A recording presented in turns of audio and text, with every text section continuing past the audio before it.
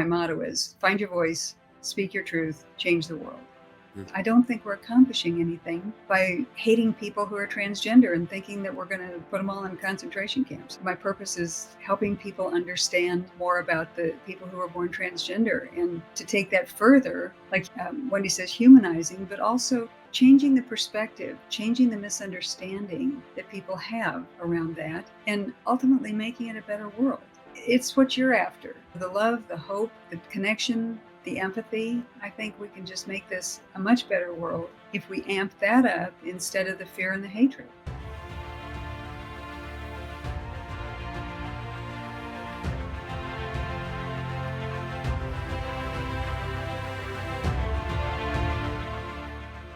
What is up, Impact Heroes? Welcome back to the show. I'm your host, Rick Ornelas. Thank you for spending some time with us today because we know time's a valuable resource and we're going to make it worth your while. I appreciate each and every one of you, not just for listening, but for who you are. I know you're sparking change to make the world a better place every day, and I am humbled and grateful for your efforts. It takes all of us doing our part to spread positive change, and that's what this show is all about. Motivating you with stories of struggle, courage, and hope to empower you to make a difference in your life and the lives of others. In case you missed it. Do you know the power of a hug? I bet it's a lot more than you actually realize. I've always been a fan of hugs. The warm, tight kind that lasts for more than a couple seconds, the kind where you wrap both arms around the other person and you can feel more than the physical aspect of the interaction. For me, that's where I can feel all sorts of things, such as warmth, I feel kindness, I feel love, compassion, stress. Available everywhere you listen to your podcasts. Welcome back to Impact Heroes. Today we have the pleasure of speaking to our latest iSpark Change social impact hero, and she is a special one indeed. Our guest today empowers others to find their voice, speak their truth, and change the world. That's right up our alley. She is an Amazon best-selling author and workshop leader who can help accelerate your high-performance team. And she has over 20 years of experience as a speaker, trainer, leadership coach, and business consultant.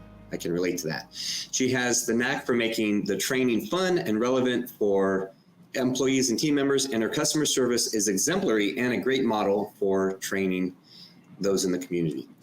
She is also helping to dispel confusion and misconceptions through personal narratives and expert insights, which we will get into in the program. So please welcome the authentic, confident, and empowering visionary founder of Women Who Push the Limits movement, Lynn Murphy. Lynn, welcome to the iSpark Change podcast. Thank you, Rick. It's just such an honor to be on this amazing show where you're sparking change and the positivity, the hope, the love that you're sharing with people. That's exactly what I would love to be part of. So thank you for including me today. Yeah, our pleasure, our pleasure. And, Lynn, we have you on the show because we see you as someone who spreads positive change yourself, right? Someone who has an impact, positive impact on the world, and someone whose actions improve humanity overall. So by our definition, you're a social impact hero, which we'll get to throughout the program. So the first question I have for you is the same one I ask all our guests on this show, and we see you as a hero. Do you see yourself as a hero? Boy, Rick, that's a tough one. I have never seen myself as a hero. There's a little imposter syndrome, and yet I know that the things that I've done already and that the things I'm doing now and moving forward with are making such a change in people's lives. And I don't always recognize what that is. Books and podcasts and publications, things like that, even just conversation with people, I don't always know how that lands. Sometimes people tell me, but not always. So even in the workshops that I've done for over 20 years, I've had to tell myself, okay, I get the smile sheets at the end of that, but I don't really know what they're doing with this. So I just have to trust that I'm changing people's lives in some way, small, medium, large, whatever that turns out to be. I hadn't really termed myself a hero, but I termed myself more of an inspirer, someone who's bringing out the best in other people and helping people to live their best lives. Yeah, I can definitely understand the way you view it.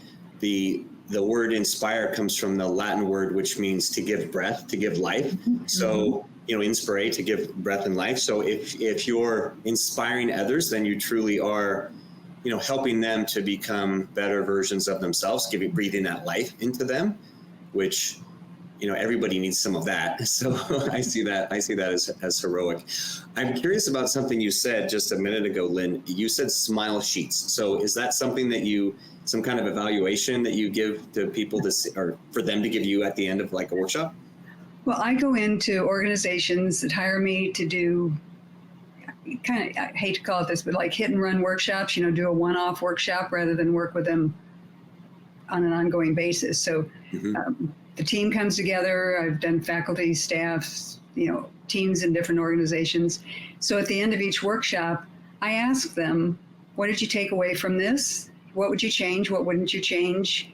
What's this doing for you? How would you rate certain things? I don't just do the, 1 to 10 or that kind of thing. I ask for feedback.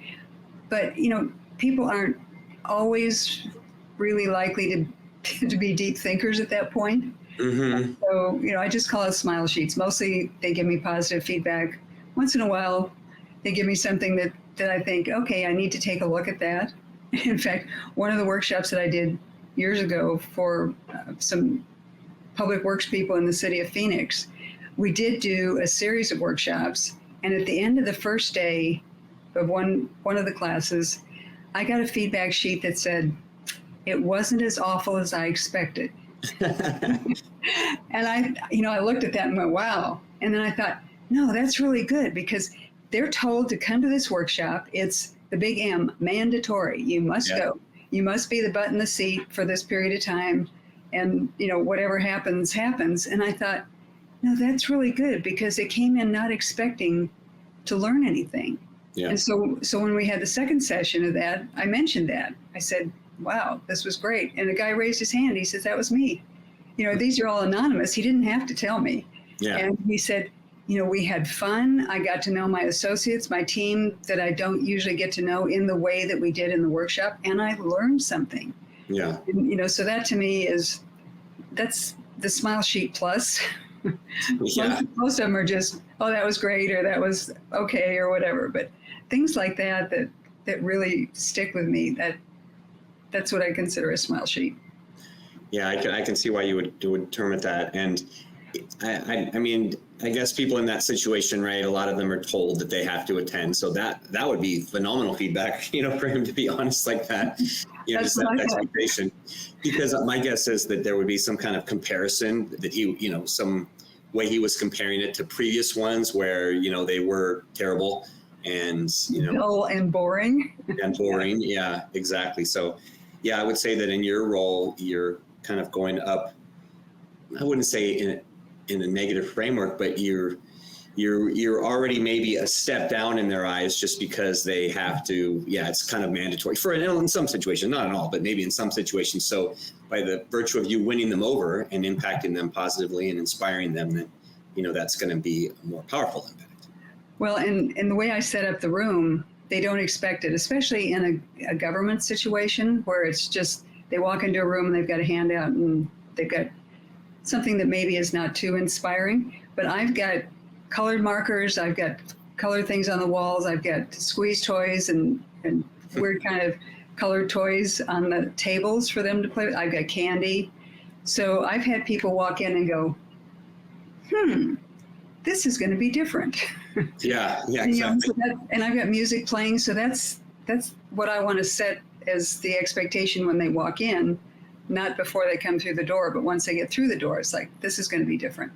Yeah, of course. Yeah. So Lynn, every hero has their origin story of how they got started in the field where they're impacting others. So how did you get to, has that always been, what you've done doing workshops, or how did you get into that field? Well, if I can go back to childhood, I'll make this quick because I'm 75 years old, so there's a lot of years in there. I would have never guessed that, by the way. But. Oh, thank you. But going back to childhood, I always wanted to be a teacher. My sister wanted to be a nurse one day and a cowboy another day and, firefighter another day. And, I just always wanted to be a teacher. So I did. I got my degree. I taught in grade school, got my master's degree, got a divorce from my first husband, got out of teaching, and went into corporate type work, administrative work, lots of different things. And then working with a coach, a business coach, who I worked with for over 25 years, who was very intuitive, just excellent. Around, I think, 2002, she realized I was not happy doing what I was doing, and I was doing real estate development consulting and working with a lot of testosterone in that business. And she said, she convinced me to go into training, to set up my own training company and to do it my way. So it took me a little while to get that all set up, but I'm doing it my way. And then this wonderful coach, about 2010, 2011, started telling me to write a book. And now we've all heard that you've got to write a book, but at that time it was like, oh, for heaven's sakes, and I said, everybody's written a book. What do I write a book about? And she said, you're teaching customer service and you tell stories very well. And I do. I don't know. She says, well, you're always telling me stories about things that are going wrong with customer service. So I started working on that book, and then didn't know what to do with it. It lingered in my computer for years. And in 2018, she said, write your darn book. Now it's time. You've wasted all this time. It's time. And I didn't want to do a customer service book. And as we start talking about the midterms in 2018, she says, what are you interested in? And I was seeing women stepping up in politics, stepping up in corporations, just stepping up in life. And I said, that's so inspiring to me. And she said, you can inspire others with those stories. And I didn't, the imposter syndrome, I didn't feel like I had a good enough story to tell of my own. So I interviewed 50 women under the umbrella of Women Who Push the Limits, and published the book, this one a couple years ago. So with those interviews of those 50 women, and that started me on this journey of writing, because I was such a reluctant writer. And I realized from that I was inspiring people. I was, like I said before, I was hearing things occasionally, but it was enough that it said to me, okay, that there are a lot of these things that I'm not hearing. And since I'd always wanted to be a teacher, and I always had that word inspire somewhere, when you do those personal growth things, they get you working on goals and all this other stuff. And inspiration was always something that came up for me. So I wrote that book, realized I was inspiring people, and knew I needed to write something more, get deeper into something that was going on that really got my goat. That really made me feel, I've got a lot of empathy for other people. And anyway, it was less than a year ago is when I met Wendy Cole, who you interviewed, and she introduced you and me. And so now I'm working with Wendy, interviewing people who were born transgender, their families, their coworkers, their friends, their healthcare workers, attorneys, surgeons, MDs. And Wendy and I are putting together podcasts, and then I'm going to write a book once we get all these interviews done. And I just think that's so important to get that information out there and help people understand. Wendy uses the term humanize. Yeah, I remember that. There's so much, I get so upset about this. There's so much misinformation out there. And if people can hear the stories, again, we get back to telling stories and teaching. If people can hear the stories of people who were born transgender and their allies, people around them, my hope and my goal is to change hearts and minds, maybe not everybody, but a little at a time, and to make that impact that's going to have a ripple effect. I just trust that it'll have a ripple effect. So I don't know if that answered your question, but no, it absolutely does. Thank you for sharing that and taking us through the whole journey, because I think that's where,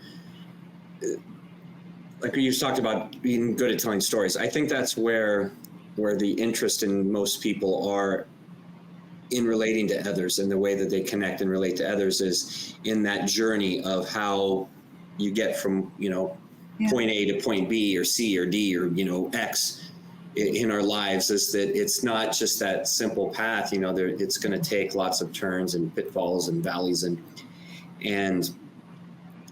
I believe is that, we end up connecting with the people that we're meant to connect with. And Absolutely. That's part of, as a friend of mine put it, God's divine choreography in terms of, how we align with others. And, if I were to ask you a few years ago if you would be writing a book, on that journey and the, transgender, community and everything, I would guess you wouldn't have ever. No. Right? Well, and like I said, here I am, a 75-year-old white cisgender heterosexual woman interviewing people and writing about being born transgender. Who would ever have, picked that out and said, "Oh, that's my goal," or "What in the world is she doing?" Yeah. But I just feel so strongly about it, and I believe in myself now that I can tell stories like you're telling stories. I mean, that's what your show's all about. Is you're telling people's stories to make that connection with real people. Yeah. And you're making such a difference, Rick. And that's what I want to do. No, thank you. Yeah. And I think that's what, that shows people that anyone can make a difference. I think that shows people that anyone can, be aligned with, it doesn't matter who they are, right? You can align with someone that you would have never met or crossed paths with. And that's the whole goal of iSpark Change, through this community and through our upcoming, social impact, and empower people from all over the world that would never know about one another, never hear other stories, never know what they're working on, or be able to support them or understand what they're doing, or have an interest in the work that they're doing. And there's not, without kind of that choreography, it just doesn't happen. And so, this way, I guess it's to assist in that, to make it more readily available to individuals, so they know, that there's plenty of wonderful people out there with incredible stories and, interesting backgrounds that, people will want to know more about. Well, and it was interesting when I did the first book, the 50 women, inspiring women, there were some women who said to me, "I don't really belong in this book. I haven't done anything really great." And I said, "Yeah, but you've got a story. Everybody's got a story." And when I interviewed them, I was pulling some of those stories out that I knew would click with other people. Just one example was one woman who talked about how she was, when she was 5 years old in Sunday school, singing "Jesus Loves Me," and the Sunday school teacher told her not to sing. She didn't have a good voice at 5 years old. And so until she was 60 years old, she didn't sing. And then she thought, well, this is baloney, and she started taking lessons. Well, when my husband read the book, he said, "Boy, that happened to me." And, I'd never thought about it, but that's why I never picked up the guitar like I really wanted to, or did anything like that. So you never know who it's going to touch with. And a simple story like that, she may have thought, well, I don't know, maybe isn't that important, but it's going to hit with people. And that's what I learned with this book. Plus just the opportunity to meet so many people I never would have met before. Because like you're saying, people all over the world. I've made a friend in South Africa now from doing this book, who is connected to me from a high school friend. And he's her business partner. And it's like, I never know where the people are coming from. And same with this book, the Demystifying the Transgender Journey, that Wendy and I are working on. I just mentioned that this is what I'm doing, and people come out of the woodwork and say, "Oh, this is how that relates to me." Family members, coworkers, that kind of thing. So, you call it God, I call it source or the universe.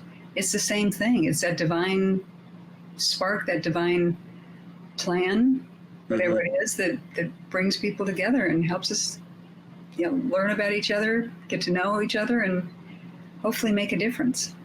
Yeah, and it does make a difference. It does make a difference because, because any, any step in that right direction, that positive direction, is going to impact others, in whatever way it's meant to impact them. Mm-hmm. So share a little bit more about, about women who push the limits, because there's 50 women, right, featured Correct. in the book. Mm-hmm. So was it the same type of thing, Lynn, where you started connecting with one and that led to another, to another, to another? Or how did you come across these 50 women? How did you choose, I guess, who would be in the book and who you wanted to highlight? Well, when I first came up with the concept with my coach, I defined what I was looking for, and I was looking for, what's your story? And you talked about what my motto is: find your voice, speak your truth, change the world. Mm-hmm. So I was looking for women who were willing to tell their story about pushing the limits, but I didn't define that term.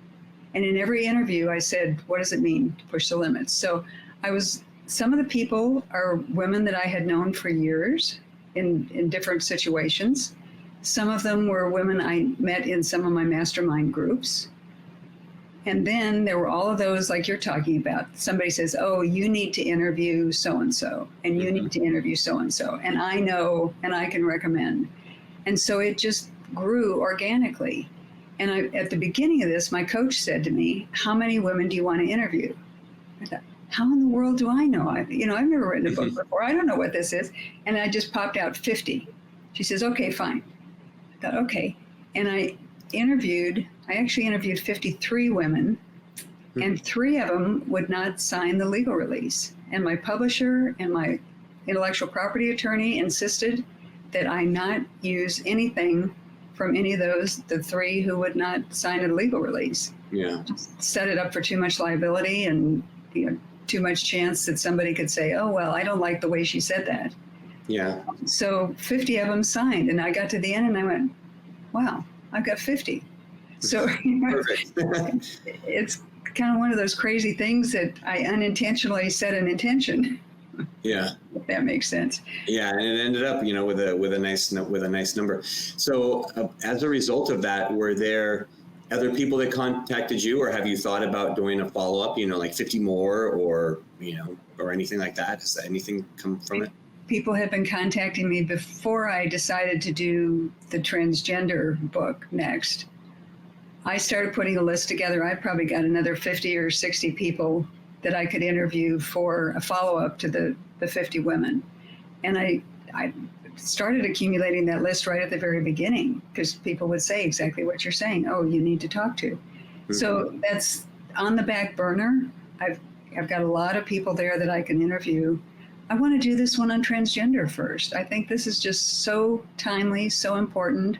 We're seeing all these ridiculous laws that people, government agencies are passing, and rules, and people fighting about things that don't really need to be fought over. And I think it's a distraction from moving forward in this world and from accomplishing things. I don't think we're accomplishing anything by hating people who are transgender and thinking that we're going to, put them all in concentration camps. I mean, nobody really said that, but it's like trying to get rid of all the transgender people, and we won't, and there's no reason to. And there's so much richness with the people I've met in that community, so many amazing people.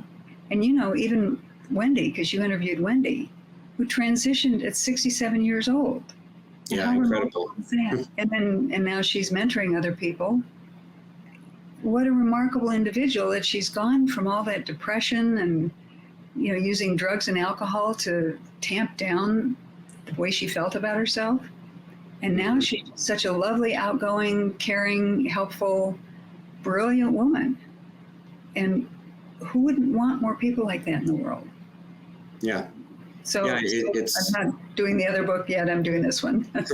Well, all in good time, right? All in good time. And that's the one that you felt called to do at the moment. And that's the one that, the people that are connected to are became a part of your life, right? Like Wendy. Yeah. So we'll look forward to, following the progression and seeing, how that goes, and then the following one. Mm-hmm. So what would you say, talk about the the finding your voice, speaking your truth, and changing the world. What would you say is your, just in total, obviously that's something that is a part of your book. What would you say is your current purpose in life or in your work, or how would you define that for yourself, Lynn? Well, with this book, my purpose is helping people understand more about the people who are born transgender, and to take that further, like Wendy says, humanizing, but also changing the perspective, changing the misunderstanding that people have around that, and ultimately making it a better world.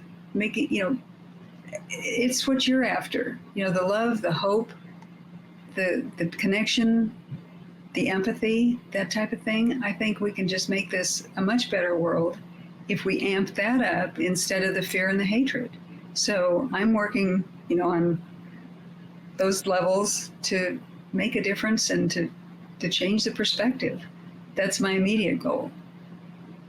Yeah, and I think that that phrase humanizing, I think that's needed a lot in many different areas. That just being one of them. That's needed in so many areas. So hopefully that will continue to to positively impact others in whatever way that needs to be done, or in whatever area. Well, and even making connections with one woman I talked to interview. She's a pharmacist at the VA, and another group I talked to is a clinic that does work with AIDS and transgender patients. Mm-hmm. And I talked to the board member there, and he was talking about how they have all gay men on the board, and they think that they've got a diverse board, but he says, we're not if we're all gay men.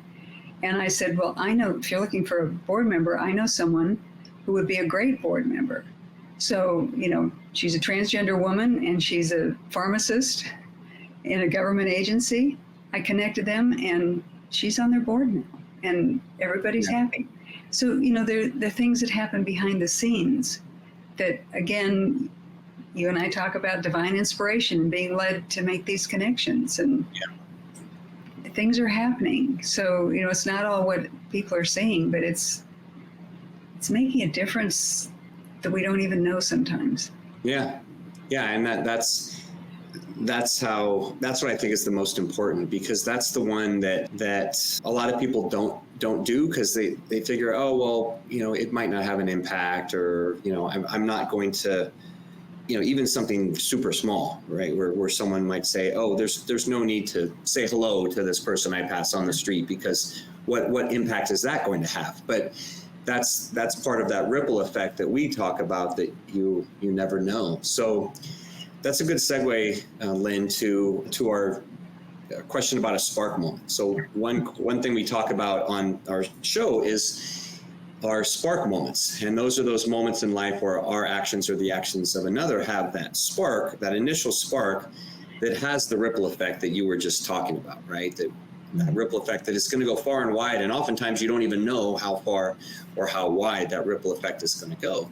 So share an example of, either someone you've encountered that you inspired, or that they inspired you, that caused that spark moment. And maybe you saw the ripple effect, maybe you didn't, but it was definitely a spark moment. May I share one of each?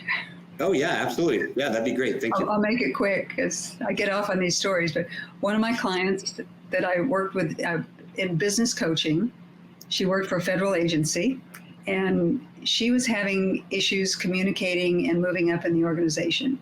So she and I worked together for several months, how to communicate, her behavioral style, those types of things.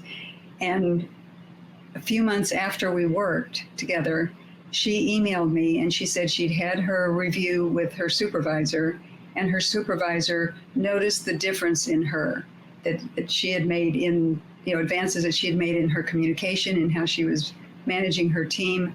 And she got kudos on this performance review. So that made me feel good. And the spark for me personally was when I met Wendy.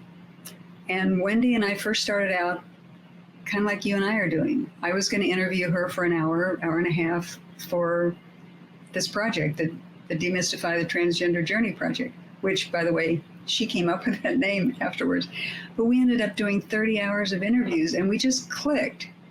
You know, a transgender woman, a cisgender woman, same era, and we're working together to create this project that is just so inspiring to me. I'm learning so much. She has taught me so much. I've taught her things, and just to see how this partnership is working is just amazing to me and inspiring to me. Yeah, and that's a ripple effect that's just at the beginning. That it's just at the beginning, so you never know how far that's going to go, and we'll see how far that goes over the next few years, and when the book comes out and everything. So it's going far and wide. It's all, we just keep expanding every day. It's more and more and more, and I just love working with her. I love what we're doing, the connections that she's providing to me, and the connections that I'm providing to her. Yeah. It's a mutual benefit, and it's a mutual admiration society. Yeah, and there's tons of synergy there, it sounds like, and that's what's important, because that's where you get so much support from one another. Yeah. Well, Lynn, I know our audience will want to learn more about you and connect with you. So where can they, get your book? Where can they find out more about, your upcoming book and projects and everything and workshops? Okay, well, the book, both books, I actually did finally publish the customer service book. Oh, cool. Finally. So on Amazon, you can find me on Amazon under Women Who Push the Limits. And one is titled 7 Keys to Improving Your Customer Service, which is just a small book. And then the other one is 50 Life Lessons from Inspiring Women. Both of those are on Amazon. You can find me at, the website is Women Who Push the Limits. We have a Facebook page, Women Who Push the Limits. We also have a Facebook group, Women Who Push the Limits. We have a Facebook group called Demystifying the Transgender Journey. And ask to be admitted to that group. It's a private group because of the content. We want to keep it clean. Mm-hmm. And we will admit people, tell us that you heard it on iSpark Change, heard about it there. Email Lynn at Women Who Push the Limits. And I look forward to responding to people, to hearing stories, and maybe there's someone in your audience who's going to be in our project. Yeah, exactly. And that's why, we'll make sure to put all the links, we'll put everything in the show notes, make sure that everyone can find, to your book and your website and Facebook group. And yeah, you never know where the next person, I'd love to hear back that there was someone that, that heard about it on our program. Great, thanks. Fantastic. Yeah, thank you. So one final question here, Lynn, and this is a question we ask all our guests on the show, because our goal at iSpark Change is to positively impact 1 billion people within 5 years of launching our upcoming social impact social media platform. So we know we can't do it alone. We know we need the help of impactful leaders like yourself who can help show people the way, because many people feel, as I once did, that they're too small to make a difference. So we value your thoughts and opinions as a social impact hero. So I want you to peer into the future, peer into our iSpark Change crystal ball here, and tell me, what can the world become if everyone starts believing they can inspire others and impact the future? First of all, Rick, I want to say that is such an amazing goal of yours. Thank you for doing that. Thank you for your efforts to change the world. I think if we all tell our stories and connect with people, we can start to see each other as human beings and not as a they or a them, but as an individual, a human being. Mm-hmm. I think that will generate more love, more empathy. Maybe we don't understand what's going on with that person, but we can see them as a human being and not make them out to be evil, bad, horrible, deserving of whatever kind of punishment, some people are throwing out there. And if we can do that a little at a time and change the world, to be more accepting, to get rid of this fear and this hatred, I think we can, my big goal there would be no more school shootings, cut out the attacks on people for no reason, reduce the crime, reduce those kinds of needless situations, and just start connecting people, start looking what we can do to grow things together to make changes that are positive together instead of, I see the world kind of going downhill right now. And if we can tell stories, connect with people, we'll change the world to make it more positive, more loving, and more prosperous for everybody, not just a few. Yeah, and I see it the same way, Lynn. Thank you for sharing. It's a beautiful answer, and what a beautiful world that will be. And so I'll keep, people like us will keep working on that, and it'll eventually happen. Hopefully in our lifetimes, but it will. I think it will eventually happen. We have to keep holding that vision, don't we? Yeah, absolutely. Yeah. All right, Lynn, well, thank you for taking time to share your heart and wisdom with our audience today. You came in and you over-delivered, as I expected you would. Your desire to inspire others is evident, and you are filled with passion, empathy, and you lead with a heart of service and gratitude, which tells me you will continue to have success in all facets of life, and this is only the beginning of your time as a social impact hero. Thank you so much, Rick, and keep doing what you're doing. You're sparking change. I appreciate that so much. All right, absolutely. All right, Impact Heroes, it's our stories that connect us all, and we loved hearing Lynn's today. Lynn Murphy, you're not only an inspiring and amazing human being, you truly are an iSpark Change social impact hero. We'll see you all next time.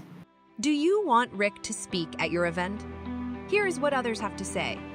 Did not know his story, and it was so inspirational, and his presence on stage, his authenticity was just incredible. Performance made me feel some type of way. My name is Craig Siegel. If you're looking for a speaker for your next event, hire Rick. I promise you this, you will not be disappointed. Visit rickcornelis.com to book him today. Remember, Impact Heroes, every positive action can be a spark moment that has a ripple effect that spreads far beyond the initial act. So go out there and spark change. Don't forget, if you enjoyed this episode, then please smash that 5-star rating on iTunes or Spotify and leave a review. We value your comments and we want to hear from you in the community. Thank you for listening. God bless you, and we'll see you next week on the iSpark Change podcast.